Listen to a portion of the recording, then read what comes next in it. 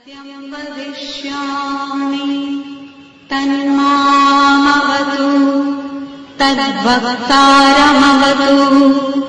अवतु माम् अवतु वक्तारम्। ॐ शान्ति शान्ति शान्तिः। ॐ भद्रं कर्णेभिः शृणुयाम देवाः भद्रं पश्येमाक्षभिर्यजत्राः स्थिरैरङ्गैस्तुष्टुवांसस्तनूभिः व्यशेम देवहितं यदायुः। स्वस्ति न इन्द्रो वृद्धश्रवाः स्वस्ति नः पूषा विश्ववेदाः स्वस्ति नस्तार्क्ष्यो वरिष्ठनेमिः स्वस्ति नो बृहस्पतिर्दधातु। ॐ शान्ति शान्ति शान्तिः। ॐ सहनावतु सहनौ भुनक्तु सह वीर्यं करवावहै तेजस्विनावधीतमस्तु मा विद्विषावहै। ॐ शान्ति शान्ति शान्तिः। ॐ भूर्भुवः सुवरिति वा एतास्त्रयो व्याहृतयः तासासुहास्यतां चतुर्थी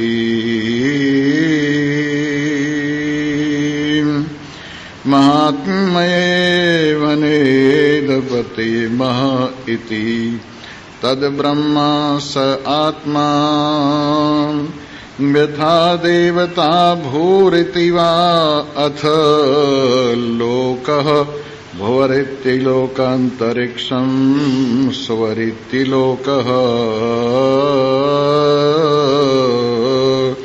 मह इति आदित्यः आदित्येन वाव सर्वे लोका महीयन्ते भूरिति वा अग्नि भूरिति वायु स्वरित्यादित्यः महति चंद्रमा चंद्रमा वाव सर्वाणि ज्योतिषि महीयन्ते भूरिति वा ऋचः भुवरिति सामानि सुवरिति यजुग्वंसी मह इति ब्रह्म ब्रह्मणा वाव सर्वे वेदा महीयन्ते भूरिति प्राणः भुवत्यपानः सुवरिति व्यानः मह इत्यन्नं अन्नेन वा सर्वे प्राणा महीयन्ते तावा एतावान् चतुर्था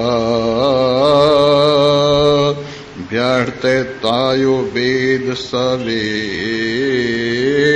वेदस्तवेदः सर्वे अस्मै देवा बलिमावहन्ति।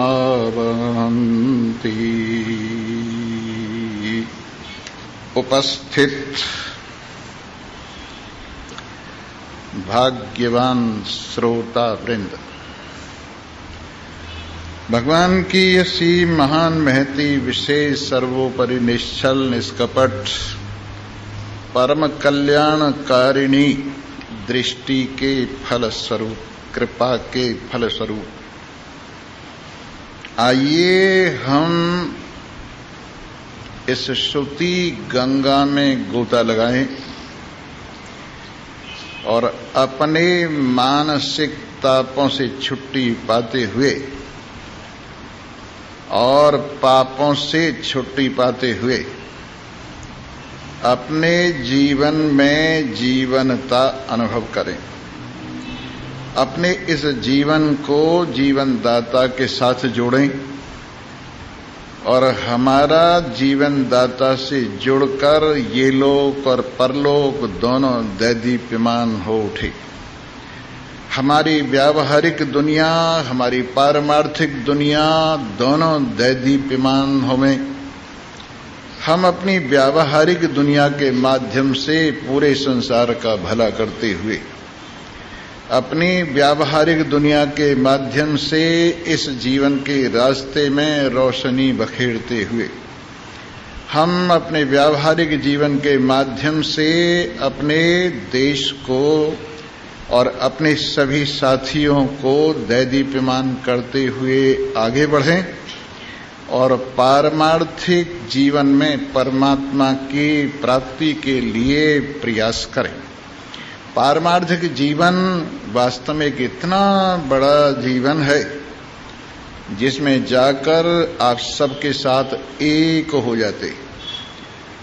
परमात्मा के साथ तो एक होने का तात्पर्य है पूरे जगत के साथ एक हो जाना, अपनी सीमाओं को पार कर जाना, अपने देश काल वस्तु की कल्पना को पार कर जाना, अपने नाम रूप की कल्पना को पार कर जाना, अपनी मानसिक कल्पनाओं से ऊपर उठ जाना, अपनी बौद्धिक धारणाओं से ऊपर उठ जाना, अपने सीमित अहम से ऊपर उठ जाना और इस प्रकार से इस असीम अनंत अखंड एक रस देश काल वस्तु से अछूता जो परमात्मा तत्व है उसके साथ एक रूप हो जाना और अपने आप में इस परमानंद का अनुभव करते हुए, अपनी मस्ती में विराजमान होते हुए, इस संसार के खेल को खेल की तरह से समझते हुए, अपनी असंगता में विराजमान हुए हुए, अपनी निर्विकल्पता में विराजमान हुए हुए, अपनी सच्चिदानंदता में विराजमान हुए हुए, अपनी एकता में विराजमान हुए हुए हम इस संसार के खेल को आराम से देखें और शरीर के माध्यम से जो भी कर्तव्य हैं उनका पालन करें, पर हृदय से परमात्मा के प्रेम से जुड़े रहें। जिस प्रकार से कोई गोता लगाने वाला समुद्र में गोता लगाता है तो अपनी कमर के ऊपर ऑक्सीजन का सिलेंडर रखता है, अपनी नाक से ऑक्सीजन का उसका संबंध होता है और फिर वो गहरे से गहरे सागर में गोता लगाता हुआ भी बिल्कुल जीवित रहता है। वैसे ही आप अपने निश्चय के परमात्म ज्ञान के सिलेंडर को अपने हृदय के साथ अंदर से जोड़ लीजिए और अपनी जीवनी शक्ति को परमात्म रूपी सिलेंडर के साथ जोड़ करके इस संसार के सागर में गोते लगाइए, ऊपर नीचे होइए, संसार का खेल देखिए। आपके अंदर ये जीवनी शक्ति निरंतर आती रहेगी। आपके अंदर दीनता का प्रवेश नहीं होगा, आपके अंदर दरिद्रता का प्रवेश नहीं होगा, आपके अंदर एक विशेष आनंद का राज्य रहेगा, आपके अंदर एक विशेष शीतलता का राज्य रहेगा। और जैसे एयर कंडीशन गाड़ी होती है या एयर कंडीशन घर होता है, बाहर की गर्मी सर्दी अंदर रहने वाले को बिल्कुल नहीं छूती है, उसी प्रकार से आप अपने अंदर से अपने आप को परमात्मा प्रेम के एयर कंडीशन से संयुक्त कर लीजिए। अपने आप में आनंद ही आनंद विराजमान रहे, अपने आप में अमरता ही अमरता विराजमान रहे, अपने आप में ज्ञान स्वरूपता ही विराजमान रहे और इसके लिए अंदर से जुड़े रहिए। जिस तरह से रेलगाड़ी होती है, यहाँ आपके बॉम्बे में तो लोकल ट्रेन खूब चलती और लोकल ट्रेन का ऊपर से संबंध बिजली से बना रहता है और उसके पहिए लाइन पर दौड़ते रहते हैं। वैसे ही अंदर से आपका संबंध बिजली से परमात्मा से बने रहना चाहिए और आपके जीवन के पहिए धर्म की लाइन पर और सद्व्यवहार की लाइन पर दौड़ते रहने चाहिए। इस प्रकार से आप अपना भी भला करेंगे और सारे संसार का भला करेंगे। ये जीने की विधि वेद ने संसार के प्रारंभ में ही प्रदान की। और एक बात कही, कुर्वन् नैवेह कर्माणि जिजीविषेचतं समा एवं त्वयि नानथे तुअस्ति न कर्म लिप्यते नरे। हे प्राणी, इस संसार में तू सबसे अधिक भगवान की महिमा का प्रद्योतन करने वाला है। ए मनुष्य, तू भगवान की आखिरी कारीगरी है। हे मनुष्य, तू भगवान के दर्शन का दर्पण है। हे मनुष्य, तू केवल अपने लिए नहीं, सबके लिए जीने के लिए प्रकट किया गया है। हे मनुष्य, तेरे अंदर निरंतर नवीन नवीन शुभ धारणाएं जागृत होती रहनी चाहिए। हे मनुष्य, तेरे अंदर सदा ताजगी ही ताजगी बनी रहनी चाहिए। हे मनुष्य, तेरे अंदर दुर्भाव, बदबू इत्यादि संग्रहित नहीं होनी चाहिए। और इस प्रकार से वेद ने इसको कहा, कुर्वन् एव ही कर्माणि जिजीविषेत्। जीने की इच्छा कर, इस संसार में जी, ठाठ से जी, लेकिन कर्मों को करते हुए ही जी। और एक वाक्य है, चरई वैति चरई वैति। इस संसार में हर वस्तु उपदेश देती है, चलता रहे चलता रहे चलता रहे। हवा चलती रहती है, ताजा रहती है। अग्नि जलती रहती है, ताजा रहती है। जल चलता रहता है, ताजा रहता है। पृथ्वी चलती रहती है, सबको धारण करते हुए ताजा रहती है। नदियां बहती रहती हैं, ताजा रहती हैं। और यहाँ तक कि हर जीवन चलता हुआ एक ताजगी अपने आप में लिए हुए रहता है। उसी प्रकार से तू भी चरई वैति चलता रहे चलता रहे चलता रहे और कर्मों को करता हुआ 100 साल जीने की इच्छा कर। ऐसा वेद में नहीं कहा कि हे भगवान मैं जल्दी मर जाऊं, बल्कि कहा है पश्येम शरदः शतम् जीवेम शरदः शतम् शृणुयाम शरदः शतम् प्रब्रवाम शरदः शतम् अदीनाश्याम शरदः शतम् भूयस्य शरदः शतात्। हे प्रभु, हम आपकी महिमा का अवलोकन करते हुए, आपकी लीला के माध्यम से आपका दर्शन करते हुए सैकड़ों साल तक जिए। पश्येम शरदः शतम् जीवेम शरदः शतम्। आपकी शक्ति, आपकी सामर्थ्य से जीवन शक्ति को लेकर हम सैकड़ों साल तक जीते रहें। हमारे अंदर जीवन बना रहे, हमारे अंदर ताजगी बनी रहे, हमारे अंदर आपके साथ संबंध बना रहे, हमारे अंदर मुर्दापन न आए, हमारे अंदर प्रमाद न आए, हमारे अंदर आलस्य न आए, हमारे अंदर दीनता न आए। इस प्रकार से जीवेम शरदः शतम्, सैकड़ों साल तक जिए। शृणुयाम शरदः शतम्, और सैकड़ों साल तक आपकी महिमा को सुनते हुए, सैकड़ों साल तक आपकी महिमा से जुड़े हुए निरंतर सैकड़ों साल तक सुनते रहे। प्रब्रवाम शरदः शतम्, आपके गुणानुवादों को गाते हुए, निरंतर आपकी महिमा का व्याख्यान करते हुए, निरंतर आपकी महिमा से जुड़े हुए हम सैकड़ों साल तक जीते रहे। प्रब्रवाम शरदः शतम् अदीनाश्याम शरदः शतम्। हे प्रभु, हम दीन भाव से रहित होकर, दीनता वहां होती है जहां कामना होती है, दीनता वहां होती है जहां इच्छा होती है, दीनता वहां होती है जहां मन की गुलामी होती है, दीनता वहां होती है जहां इंद्रियों की गुलामी होती है, दीनता वहां होती है जहां मोह होता है, लोभ होता है, लालच होती है। लेकिन जहां पर आपके प्रेम से अपने आप में पूर्णता है, जहां आपके विश्वास से अपने आप में सदा संतोष है, जहां आपके संबंध से सदा अपने आप में निश्चिंतता है, वहां दीनता का संबंध नहीं है। इसलिए अदीना श्याम शरदः शतम्, दीन भाव से रहित होकर हम सैकड़ों साल जीते रहें। भूयस्य शरदः शतात्, और भी जिलाना चाहते हो तो इसकी संसार की शोभा बनते हुए जिए। हम इस संसार के लिए विघ्न कारक होकर न जिए, हम संसार में अंधेरा फैलाने वाले होकर न जिए, हम संसार में धुआं घुटाने वाले नहीं होने चाहिए। हम संसार में हिंसा का बाजार गर्म करने वाले नहीं होने चाहिए। हम संसार में द्रोह की अग्नि लगाने वाले नहीं होने चाहिए। हम संसार में द्वेष और द्वंद्व का कष्ट भरने वाले नहीं होने चाहिए। हम संसार के अंदर शुभता संयुक्त होकर जीने चाहिए। इस प्रकार से वेद ने कहा, कुर्वन् एव हि कर्माणि जिजी विशेष छतम समा, कामों को करता हुआ, अच्छे कामों को करता हुआ सैकड़ों साल जीने की इच्छा कर।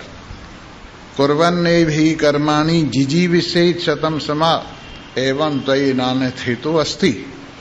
इस निरंतर कर्मशीलता के अतिरिक्त, निरंतर दानशीलता के अतिरिक्त, निरंतर सद्विचारशीलता के अतिरिक्त, निरंतर सद्व्यवहारशीलता के अतिरिक्त तेरे जीने का और कोई बढ़िया रास्ता नहीं। आखिरी श्वास तक भी तू अपने आप में परमात्मा के प्रेम को, परमात्मा के आनंद को लेकर संसार में बरताने वाला हो। आखिरी श्वास तक भी तेरे माध्यम से संसार के अंदर शुभता का भाव प्रेषित होते रहना चाहिए। जिस प्रकार से एक यज्ञ होता है और यज्ञ के माध्यम से पूरे संसार में सुगंधी भर दी जाती है, वैसे हमारा जीवन एक यज्ञ होना चाहिए। उसके माध्यम से पूरे संसार में सुगंधी भरनी चाहिए। उसके माध्यम से इस पूरे संसार के अंदर सद्भावना भरनी चाहिए। और आप देखेंगे जब तक आप हैं तब तक तो आपकी सद्भावनाएं संसार में सेवा कर ही रही हैं। आपके जाने के बाद भी वो सद्भावनाएं आकाश में रह जाएंगी। आपके जाने के बाद भी वो सद्विचार आकाश में रह जाएंगे। आपके जाने के बाद भी वो सद्वचन आकाश में रह जाएंगे। आपके जाने के बाद भी वो सद्कर्म आकाश में रह जाएंगे। और सदा सदा आपके माध्यम से जो सेवा हुई है वो निरंतर सेवाशीलता में परिणत होती रहेगी। और एक विशेष बात और आपको बताएं, आप सुबह प्रातः काल में अपनी चारपाई से जागृत हुई, नींद से जागी, और भले ही अपने पलंग पर चारपाई पर बैठकर शौच इत्यादि से पहले, नहाने धोने से पहले अपने माध्यम से संसार के अंदर सद्विचार प्रेषित कीजिए। और संसार के इस गगन में सद्विचार प्रेषित करते हुए भावना कीजिए, सर्वे भवन्तु सुखिनः, सर्वे सन्तु निरामया, सर्वे भद्राणि पश्यन्तु मा कश्चित् दुख भाग भवेत्। और चारपाई पर बैठे बैठे ही 10-5 मिनट अपने मन को समष्टि के साथ जोड़िए। अपने सद्विचारों को समष्टि के साथ जोड़िए। अपनी भावनाओं को चिदाकाश के साथ जोड़िए। अपने प्रेम को सच्चिदानंद के साथ जोड़िए। और सबके साथ प्रेम पूर्वक जीने की भावना लेकर अपने आप में जीवन अनुभव कीजिए। फिर नहाइए, धोइए, शौच इत्यादि से निवृत्त होकर, और फिर अपना संध्या वंदन कीजिए, और फिर अपना कार्यवाही कीजिए। इस तरह से कुर्वन् एव हि कर्माणि जिजी विशेषतम समा एवं त्वयि नान्यथेतो अस्ति। इससे अच्छी और कोई जीने की विधि नहीं है। बस एक बात का ध्यान रख, न कर्म लिप्यते नरे, नर हो करके रहे। देने का अभ्यास डाल, लेने की इच्छा न कर। और भलाई का अभ्यास डाल, जितनी भलाई हो सके परोपकार का भाव डाल, और अपने आप में सबके लिए आनंद पूर्वक जीते हुए जी। इस प्रकार से वेद आपको जीने की एक शुभ भावना प्रदान करता है। आइए आज वेद भगवान का उपदेश सुनिए, और वेद भगवान के उपदेश को जरा अपने जीवन में अनुभव करते हुए जी। आपने गायत्री मंत्र बहुत बार सुना है। ओम भूर्भुवः स्वः तत्सवितुर्वरेण्यं भर्गो देवस्य धीमहि धियो यो नः प्रचोदयात्। इसमें 3 व्याहृतियां हैं। भू भुवः स्वः, इनको व्याहृति बोलते हैं। और एक प्रकार से ये वो सुंदर वचन हैं जो किसी भी मंत्र को अत्यंत पावन कर देते हैं। भू से तात्पर्य है भूलोक, स्व से तात्पर्य है स्वर्गलोक और भुवः से तात्पर्य है अंतरिक्ष लोक। ये 3 लोक हैं, इनमें तीनों लोकों की शुभता मांगी गई है। भूलोक, अंतरिक्ष लोक, स्वर्ग लोक सभी श्रेष्ठ भावनाओं से संयुक्त किए जा रहे हैं। अपनी श्रेष्ठ भावनाएं प्रेषित की जा रही हैं। और मैं इससे आगे थोड़ी सी बात और बताऊंगा। इससे आगे मह, ओम भू, ओम भुव, ओम सह, ओम मह, ओम जनः, ओम तपः, ओम सत्यम। ये कितने लोग हो गए जरा गिनना? 7 लोक ऊपर की ओर है ये। भू भुवः स्वः मह जनः तपः सत्यम। तो जब आप बैठें, अपनी भावनाओं को भूलोक से ऊपर की ओर प्रेषित करें और भूलोक से अंतरिक्ष लोक में होती हुई, स्वर्ग लोक में होती हुई, महलोक में होती हुई, जन लोक में होती हुई, तपलोक में होती हुई, ये भावनाएं सत्य लोक में पहुंच जानी चाहिए। जरा गौर कीजिए, हम पृथ्वी पर रहते हैं, पृथ्वी पर रहते हैं। पृथ्वी हमारी माँ है, पृथ्वी हमारा आधार है, पृथ्वी हमारा अधिष्ठान है। पृथ्वी पर हम जीते हैं, पृथ्वी से अन्न ग्रहण करते हैं। तो हम पृथ्वी के आधार पर शरीर के माध्यम से टिके हुए ऊपर की ओर यात्रा कर रहे हैं, सत्य की ओर। और अपनी भावनाओं को प्रेषित कीजिए कि भूलोक से हमारी भावनाएं उन्नति कर रही हैं और धीरे धीरे अंतरिक्ष लोक में हम ऊपर की ओर उठ रहे हैं भावनाओं से। एक बात और अच्छी तरह से समझ लो, सबसे बड़ी पृथ्वी तब लगती है जब हम पृथ्वी पर खड़े होते हैं। सबसे बड़ी पृथ्वी का आकार हमें तब लगता है जब हम पृथ्वी पर खड़े होते हैं। और ज्यों-ज्यों पृथ्वी से थोड़ा ऊपर उठते जाते हैं, पृथ्वी का आकार कम होता जाता है। जब अंतरिक्ष लोक में भावना से संयुक्त होकर पहुंचते हैं तो पृथ्वी का आकार 1/7 कम हो जाता है। फिर इसके बाद हम स्वर्ग लोक में पहुंचते हैं तो फिर और प्रकृति का आकार कम हो जाता है। और होते होते जब सत्य लोक में होते हैं तो पृथ्वी नाम की कोई चीज शेष नहीं रह जाती। इस तरह से धीरे धीरे आप ज्यों-ज्यों संसार से ऊपर उठेंगे, परमात्मा की ओर बढ़ेंगे, संसार का मूल्य कम होता हुआ चला जाएगा। संसार का मूल्य संसार में खड़े होकर 100% है, संसार में मन लगाने से 100% है, संसार का मोह होने से 100% है। लेकिन धीरे धीरे जैसे जैसे मन हटता जाता है, संसार का मूल्य कम होता हुआ चला जाता है। और एक दिन एक स्थिति ऐसी आती है कि आप सत्य में जब विराजमान होते हैं तो उस वक्त संसार का मूल्य आपके सन्मुख कुछ भी नहीं रहता। पर धीरे धीरे अपनी भावनाओं को उठाइए और धीरे धीरे भावनाएं भुवर लोक से स्वर लोक में, फिर पहले अंतरिक्ष लोक में, फिर स्वर लोक में, फिर महलोक में, फिर जन लोक में, फिर तप लोक में। तप से सत्य में प्रवेश किया जाता है। बिना तप के सत्य में कोई प्रवेश नहीं कर सकता। इसलिए तपस्वी होना परम आवश्यक है सत्य में प्रवेश करने के लिए। लेकिन यहां मैं आपको केवल 4 की बात करूंगा। भूलोक की बात होगी, स्वर्गलोक की बात होगी, अंतरिक्ष लोक की बात होगी और महलोक की बात होगी। क्योंकि जैसा श्रुति में आया है वहीं तक आपको बताऊंगा। वैसे मैंने आपको 7 लोकों की बात बता दी है।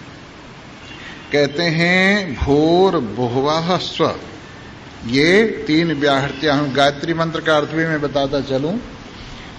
हे भूलोक के अधिपति, हे अंतरिक्ष लोक के अधिपति, हे स्वर्ग लोक के अधिपति, हे जागृत अवस्था के अधिपति, हे स्वप्नावस्था के अधिपति, हे सुषुप्ति अवस्था के अधिपति, हे स्थूल संसार के अधिपति, हे सूक्ष्म संसार के अधिपति, हे कारण संसार के अधिपति।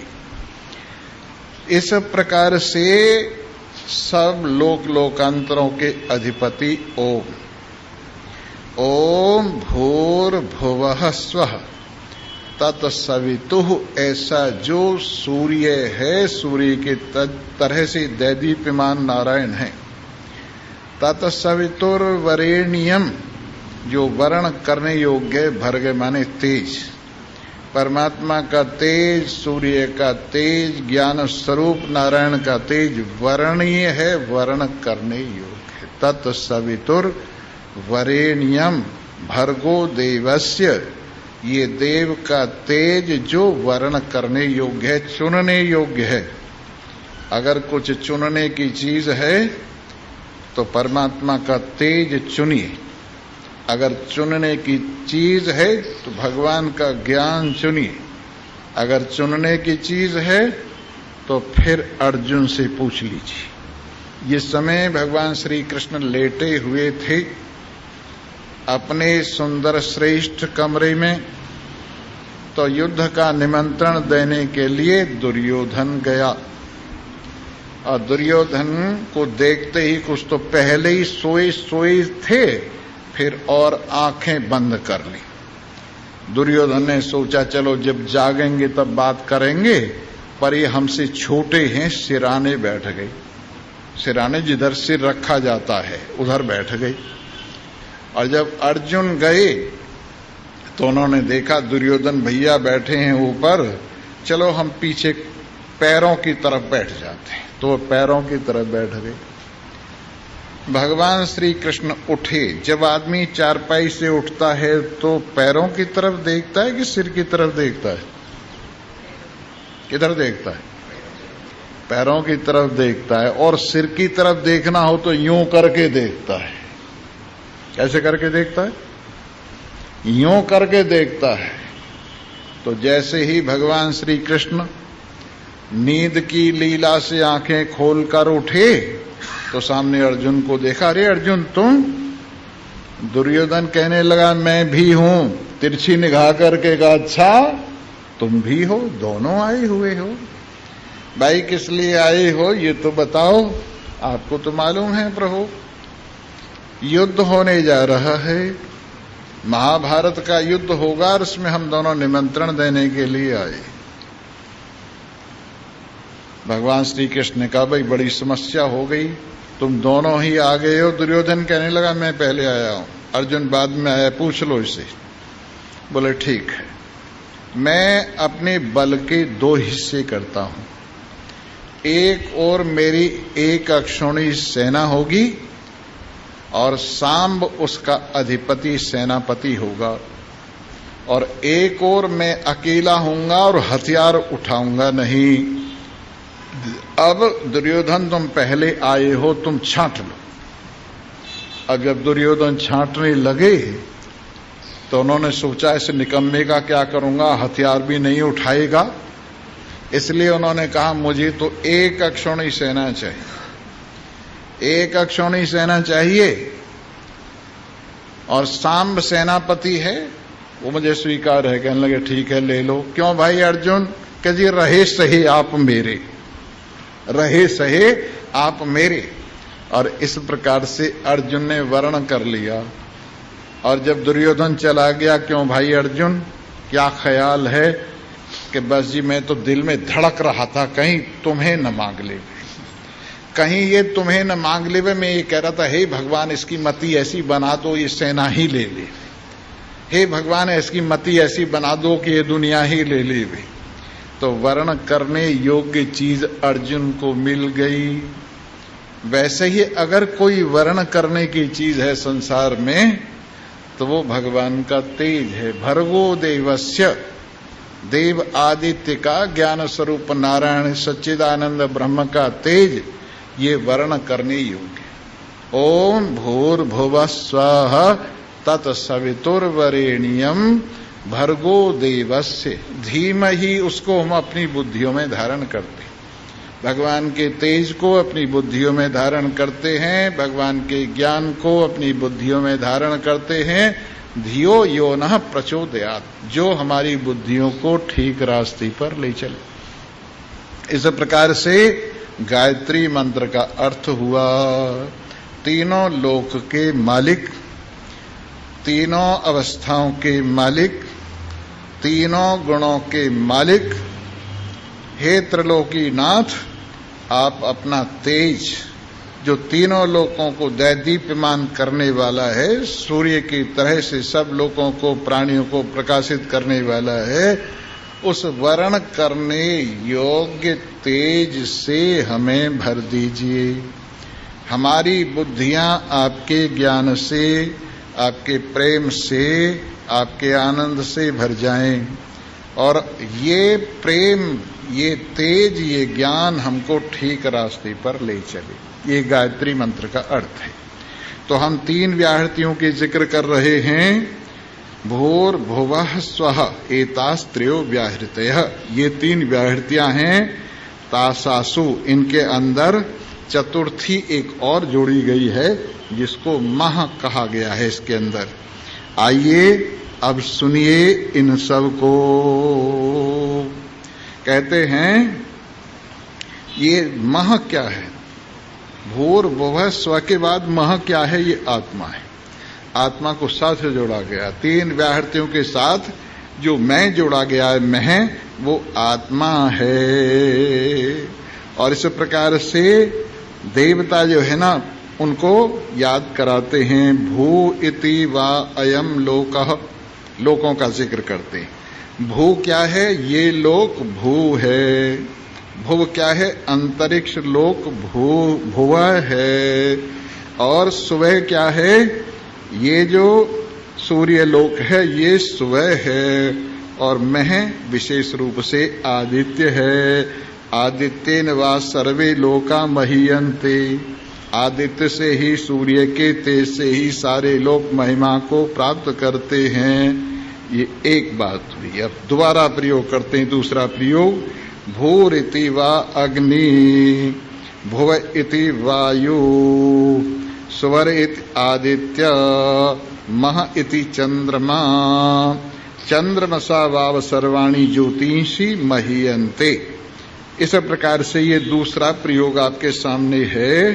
भू अग्नि है, भुवः वायु है, सुवह आदित्य है, मह चंद्रमा है। और चंद्रमा के माध्यम से ही सारी ज्योति महिमा को प्राप्त होती हैं। भोरिति वा ऋचः, भुवः इति सामानी, सुवैरिति यजुगंसी, ब्रह्म मह इति ब्रह्म। भू क्या है? ये ऋग्वेद है। भुवः क्या है? ये सामवेद है। सुवह क्या है? ये यजुर्वेद है। और मह क्या है? इति ब्रह्म है। ब्रह्मणा सर्वे वेदा महीयन्ते। इस प्रकार ये जो आपने सुना, तीनों वेद सुने। वैसे वेद चार हैं पर वो वेदत्रयी कहलाती है। क्यों कहलाती है? तीन तरह के मंत्र वेद में हैं। जिनसे स्तुति होती है वो ऋचा कहलाती। वेद के मंत्र जिनसे स्तुति होती है उनका नाम ऋचा माने ऋग्वेद है। जिनसे कर्मकांड होता है वो यजुर्वेद है, उनकी श्रुतियां यजु कहलाती। जिनसे गायन होता है उन श्रुतियों का नाम साम है, उनका संग्रह सामवेद कहलाता है। तो चारों वेदों में तीन तरह के मंत्र हैं। जिनसे स्तुति होती है वो ऋचाएं हैं, जिनसे कर्मकांड होता है वो यजु है, जिससे संगीत होता है वो साम है। इस प्रकार 3 तरह की ऋचाओं वाला चारों वेद 3 ही ऋचाओं वाला कहलाता है। इसलिए भूर भुवः स्वः ये 3 वेद की बात हुई। एक ऋग्वेद हुआ, एक सामवेद हुआ, एक यजुर्वेद हुआ, और मैं क्या है? ये ब्रह्म है, और इसके बिना सब सूना है। वेद का सार परमात्मा ही है। जब वेदों को निचोड़ा गया तो उसे गायत्री प्रकट हुई, और जब गायत्री को निचोड़ा गया तब ओम प्रकट हुआ। इस प्रकार से सबका निचोड़ ये ब्रह्म ही है, और इस ब्रह्म ज्ञान के लिए ही उपनिषदें प्रकट हुई। एक वेदांत में सबसे पहला सूत्र है अथातो ब्रह्म जिज्ञासा। थोड़ा सा वेदांत शास्त्र भी सुनाऊं आपको। अथातो ब्रह्म जिज्ञासा ये वेदांत शास्त्र के प्रथम अध्याय का प्रथम सूक्त का प्रथम ही एक तरह से सूत्र है। इसमें कहा है अथातो ब्रह्म जिज्ञासा। अब हमने दुनिया देख ली है, इस लोक और परलोक के सारे भोगों को देख लिया है, और इस लोक परलोक के सब भोग दुखप्रद हैं। कर्म से जो भी लोक प्राप्ति किए जाते हैं सब विनाशी हैं।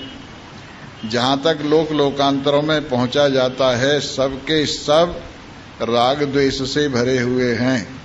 किसी में कोई चैन नहीं है। जन्म चाहे देवताओं में हो दुख रूप है, जन्म चाहे मनुष्यों में हो दुख रूप है, जन्म चाहे असुरों में हो दुख रूप है। जहां कहीं जन्म है दुख का ही जन्म है। इसलिए इस जन्म मरण की लीला से हम छक गए हैं। अब जिसमें जन्म नहीं है, जिसमें मरण नहीं है, जिसमें आवागमन नहीं है, उस ब्रह्म तत्व को जानने की हम इच्छा करते हैं। अथातो ब्रह्म जिज्ञासा। अथ अतः, अथ माने मंगल, मंगलाचरण रूप से अथ है। अतः माने संसार के झक मारने के बाद, अतः माने भोगों की अनित्यता को देख लेने के बाद, अतः माने लोकैष्णा वित्रैष्णा पुत्रैष्णा से छक जाने के बाद, अतः माने देह वासना शास्त्र वासना लोक वासनाओं से छक जाने के बाद हम ब्रह्म की जिज्ञासा करते हैं, परमात्मा को जानने की इच्छा करते हैं, जिनको जानकर जन्म मरण का चक्र निवृत्त हो जाता है, जिनको जानकर सारे दुखों से छुट्टी मिल जाती है, जिनको जानकर परमानंद की प्राप्ति होती है, जिसको जानकर व्यक्ति निडर हो जाता है। आनंदम ब्रह्मणो विद्वान न विभेति कुश्चन कदाचन। इस ब्रह्म के आनंद को, अपने स्वरूप के आनंद को जानकर विद्वान निर्भय हो जाता है और कहीं भी नहीं डरता और किसी से भी नहीं डरता। इसलिए हम ब्रह्म को जानने की इच्छा करते हैं। ये पहला सूत्र है। अब दूसरा सूत्र है जन्माद्यस्य यतः। ब्रह्म क्या चीज है जिससे संसार का जन्म होता है, जिससे संसार की स्थिति रहती है, जिसमें संसार वापस चला जाता है, वो ब्रह्म है। जन्मादि अस्य जगतस्य। सारे जगत का जन्म, सारे जगत की स्थिति और सारे जगत का लय जिसमें होता है वो ब्रह्म तत्व है। फिर इसके बाद में तीसरा सूत्र है शास्त्र योनित्वात्। और ब्रह्म क्या है? जिससे शास्त्र प्रकट होता है, जिससे वेद प्रकट होता है, और जो वेद से प्रकट होता है, जो वेद से जाना जाता है, ऐसा शास्त्र जिससे प्रकट हुआ है, शास्त्र से जिसे जाना जाता है, उस ब्रह्म तत्व को हम जानने की इच्छा करते हैं। और चौथा सूत्र है तत्तु समन्वयात्। सारी श्रुतियों का समन्वय, सब उपनिषद के मंत्रों का समन्वय इसी बात में है कि ब्रह्म और जीव की एकता का अनुभव किया जाए। श्लोकार्धेन प्रवक्ष्यामि यदुक्तम ग्रंथ कोटि भी ब्रह्म सत्यम जगन मिथ्या जीवो ब्रह्मैव न परः। ये आधे श्लोकों में बताता हूं जो करोड़ों ग्रंथों में कहा है। और वो क्या है? ब्रह्म सत्यम जगन मिथ्या, ब्रह्म केवल सत्य है और जगत मिथ्या है। जीवो ब्रह्मैव न परः, और ये जीव ब्रह्म से अलग कुछ भी नहीं है। ये 4 सूत्र, इनके ऊपर पूरा वेदांत का शास्त्र खड़ा हुआ है। इस प्रकार ये ब्रह्म तत्व जिसको हमने बताया, भू क्या है? ऋग्वेद है। और इसके बाद में भुवः क्या है? ये सामवेद है। स्व क्या है? ये यजुर्वेद है। और मैं क्या है? ये ब्रह्म है। ब्रह्मणा सर्वे वेदा मह्यन्ते, ब्रह्म से ही सारे वेदों की महिमा है। अगर परमात्मा का ज्ञान वेद में नहीं है तो अखबार मात्र है। जिस तरह से अखबार होते हैं और उनमें खबर होती है, कोई बात खास नहीं होती। एक आदमी कह रहा था, स्वामी जी आज न्यूज ये है अखबार में। मैंने कहा न्यूज नहीं है, व्यूज हैं। न्यूज होती है जिसमें अपना कुछ जुड़ा हुआ न हो, जिसमें अपना कुछ कहा हुआ न हो, वो न्यूज कहलाती है। और जिसमें अपनी तिकड़म जोड़ दी गई हो उसका नाम व्यूज है। उसका नाम क्या है? व्यूज है। तो अखबार में जो आता है वो संवाददाता अपनी बात जोड़कर कहता है, फिर उसको संपादक अपनी बात जोड़कर कहता है। इसलिए वो न्यूज नहीं न रह करके क्या बन जाता है? व्यूज बन जाता है। वेद ही न्यूज है, बाकी सब व्यूज है। वेद ही न्यूज है क्योंकि भगवान से सीधा आया है। भगवान से सीधा आया है और सदा नया रहता है। इसको देश की सीमा, काल की सीमा, वस्तु की सीमा पुराना नहीं करती। और बाकी सब जो कुछ ग्रंथ लोगों ने लिखे हैं वो सब व्यूज हैं, क्योंकि उसमें उनके संस्कार आ गए, क्योंकि उनमें उनके संप्रदाय आ गई, क्योंकि उनमें उनकी भाषाएं आ गई, क्योंकि में उनका देश की कल्पनाएं आ गई, क्योंकि उसमें उनके संस्कार आ गए हैं। इसलिए जितने और शास्त्र हैं वो सब के सब व्यूज हैं। अगर न्यूज हैं तो वेद हैं। अगर तुम्हें रोजाना न्यूज सुननी है तो वेद सुनिए, उपनिषद सुनिए। आपको न्यूज मिलेंगी, नए विचार मिलेंगे, ताजा विचार मिलेंगे, आपकी शक्ति बढ़ेगी, आपकी सामर्थ्य बढ़ेगी। कोई भी अखबार पढ़ के खुशी नहीं होता है। कोई भी अखबार पढ़ के खुशी नहीं होता है। एक अच्छी खबर होती तो 20 बुरी खबर होती। कहीं किसी को जीवन मिलता है तो 20 को मरण मिलता है। इसलिए ये जितनी अखबार हैं ये सब क्या हैं? सब बोझ ही बोझ हैं, कुछ नहीं। इसलिए हमें चाहिए कि हम प्रतिदिन यदि न्यूज सुनना चाहते हैं तो वेद सुने, उपनिषदें सुने। और मैं न्यूज क्या है? परमात्मा न्यूज है, सदा नया रहता है। परमात्मा न्यूज है, कभी पुराना नहीं होता है। परमात्मा एक रस है, कभी बदलता बढ़ता घटता नहीं है। ऐसे ही परमात्मा देव, ये मैं व्याहृति का तात्पर्य है। और सारे वेद इन परमात्मा से ही महिमा को प्राप्त होते हैं। अब आइए और बताते। भूरिति वै प्राणः, भुव इत्यपानः, स्वर इति व्यानः, मह इत्यन्नम। कहते हैं ये भू क्या है? प्राण है। आपने कितने प्राण सुने हैं? कितने प्राण होते? 5 मुख्य रूप से होते। प्राण, अपान, समान, व्यान, उदान। कितने हो गए? पूरे हो गए ना? प्राण, अपान, समान, उदान और व्यान। और 5 उपप्राण होते हैं। 5 उपप्राण होते हैं। वो कौन से होते हैं? कूर्म, नाग, कृकल, देवदत्त और धनंजय। ये उपप्राण कहलाते हैं। इस तरह से 5 प्राण और उपप्राण और 11वां मन, ये 11 रुद्र कहलाते हैं। ये 11 रुद्र इनमें रहते हैं। 5 प्राण, 5 उपप्राण और मन, 11 रुद्रों का ये विशेष स्थान है। जैसे सब देवताओं के स्थान हैं, जैसे हमारे कानों में दिशा देवता रहते, जैसे हमारे त्वचा में वायु देवता रहते, जैसे हमारी आंखों में सूर्य देवता रहते, जैसे हमारी रसना में वरुण देवता रहते, जैसे हमारी नासिका में अश्विनी कुमार देवता रहते, हमारे हाथों में इंद्र देवता रहते, हमारे पैरों में उपेंद्र देवता रहते, हमारी वाणी में अग्नि देवता रहते, और हमारे उपस्थ में प्रजापति देवता रहते हैं, और हमारी गुदा में नैऋत्य या यमराज रहते। मन में चंद्रमा देवता का निवास है, बुद्धि में बृहस्पति देवता या विष्णु भगवान ब्रह्मा निवास करते, चित्त में वासुदेव का निवास है, और अहंकार में रुद्र का निवास है। और ये 11 रुद्र हमने आपको बताए, 5 प्राण, 5 उपप्राण, और मन में 11 रुद्र रहते। तो यहाँ पर मुख्य रूप से जो प्राणों का जिक्र किया है, प्राण, अपान और व्यान, इनका जिक्र किया है।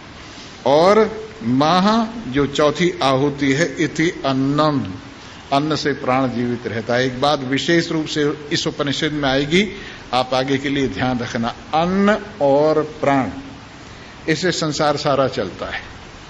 अन्न क्या है? ये है भोजन। और प्राण क्या है? ये है जीवन। प्राण क्या है? यह है जीवन या ऊर्जा। और अन्न क्या है? यह है ईंधन। ये दोनों चीजों से संसार चल रहा है। अन्न से और प्राण से, ये दोनों चीजों से संसार चल रहा है। जो हम अन्न लेते हैं उससे प्राण बनता है, और प्राण आगे फिर अन्न का प्रसार करता है। इस प्रकार से जितनी भी चीजें हैं उन सबसे ऊर्जा बनती है। ऊर्जा ही जमकर स्थूल संसार, स्थूल पदार्थ बन गया, और स्थूल पदार्थ ही टूटकर ऊर्जा बन जाते। इस तरह से प्राण और अन्न का आपस में संबंध है। इसको वेद में ऋत और सत्य कहा है। जो बदलता रहता है वो ऋत कहलाता है, जो एक रस रहता है वो सत्य कहलाता है। सत्य और ऋत, ये दोनों से संसार खड़ा हुआ है। उपनिषदों में इसका एक और नाम दिया है, प्राण और रई। रई क्या है? यही अन्न है। और प्राण क्या है? जो अन्न से प्रकट होता है। इस प्रकार से ये दोनों खेल आप अपने आप में ध्यान रखें। इस तरह से ये व्याहृतियां हैं, जो इनको जानता है, समझता है। सारे देवता लोग सेवा करते हैं और ये समझते हैं हमारा सब कुछ सफल हो गया। एक महान पुरुष के चरणों में जब कान शब्द परोसता है, दिशाएं शब्द परोसती है, तो धन्य धन्य हो जाते। महान पुरुषों के चरणों में जब वायु स्पर्श परोसता है तो धन्य धन्य हो जाता है। महान पुरुषों के चरणों में जब सूर्य रूप परोसता है तो धन्य धन्य हो जाता है। इस प्रकार सारे देवता जो कुछ उनके पास है, महान पुरुषों के चरणों में आकर अपना सब कुछ अर्पण करके कृतकृत्य हो जाते हैं कि हमारा सदुपयोग किया गया है। आप ध्यान में रखें, आज जो अन्न खाते हैं भगवान के भजन के बिना वो सफल नहीं होगा। आपका अन्न तभी सफल होगा जब आप भगवान का भजन करेंगे। आपके कपड़े तभी सफल होंगे जब आप भगवान का भजन करेंगे। आपका घर तभी सफल होगा जब आप भगवान का भजन करेंगे, क्योंकि प्रकृति के सारे पदार्थ देवता लोग उन्हीं को देते हैं धन्यवाद पूर्वक, जो ज्ञानवान परमात्मा से प्रेम करने वाले, परमात्मा को अपने जीवन में अनुभव करने वाले। और बाकी सब कर्जा उठा रहे हैं, बाकी सब कर्जा उठा रहे हैं। इसलिए कर्जा मत उठाइए। देवताओं की देन को अपनी महानता से स्वीकार कीजिए। देवताओं की देन को अपने ज्ञान से स्वीकार कीजिए। देवताओं की देन को अपने आचार से, शुभ आचार से स्वीकार कीजिए। देवताओं की देन को संसार भर के कल्याणार्थ स्वीकार कीजिए, और अपने आप में समस्त देवताओं का जो एक रस सार महादेव है उसको अनुभव कीजिए। इन्हीं शब्दों के साथ ये 5वां अनुवाक आज पूरा हो रहा है। अब एक भजन सुनाता हूं। वैसे बीच में आज भजन नहीं सुनाया, अब सुनाता हूं, और सुनकर आप अपने अपने लोग पधारें। बोलो सच्चिदानंद।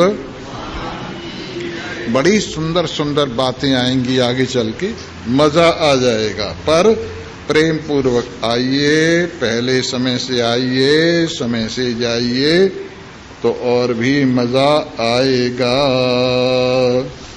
जीवन की नौका का पतवार तेरे हाथ, जीवन की नौका का पतवार तेरे हाथ, चाहे जिधर घुमा ले प्रियतम है तेरे साथ, चाहे जिधर घुमा ले प्रियतम है तेरे साथ, जीवन की नौका का पतवार तेरे हाथ। पावन पवन चली है अनुकूलता लिए, हाँ पावन पवन चली है अनुकूलता लिए, कोई समय नहीं है प्रतिकूलता लिए, तुझको बुला रहे हैं चल आगे तेरे नाथ, तुझको बुला रहे हैं चल आगे तेरे नाथ, चाहे जिधर घुमा ले प्रियतम है तेरे साथ, चाहत भरी निगाहें तुझको न रोक दें ये, ठंडी लिए ये आहें तुझको न टोक दें ये, मत मोह कर जगत का समझेगा असली बात, मत मोह कर जगत का समझेगा असली बात, चाहे जिधर घुमा ले प्रियतम है तेरे साथ। एक बार प्रीत हर की हृदय में जो जगा ले, ये मोह का अंधेरा ये प्रीति सब भगा दे, लग जाए लो हमेशा एक रस हो दिन या रात, चाहे जिधर घुमा ले प्रियतम है तेरे साथ। जिस जिसने डोर अपनी प्रियतम के हाथ सौंपी, चिंता जली उसी की मस्ती मिली अनूपी, दुख मिट गए सदा को सुधरी उन्हीं की जात, चाहे जिधर घुमा ले प्रियतम है तेरे साथ। सर्वे भवन्तु सुखिनः, सर्वे सन्तु निरामया, सर्वे भद्राणि पश्यन्तु मा कश्चित् दुःखभाग्।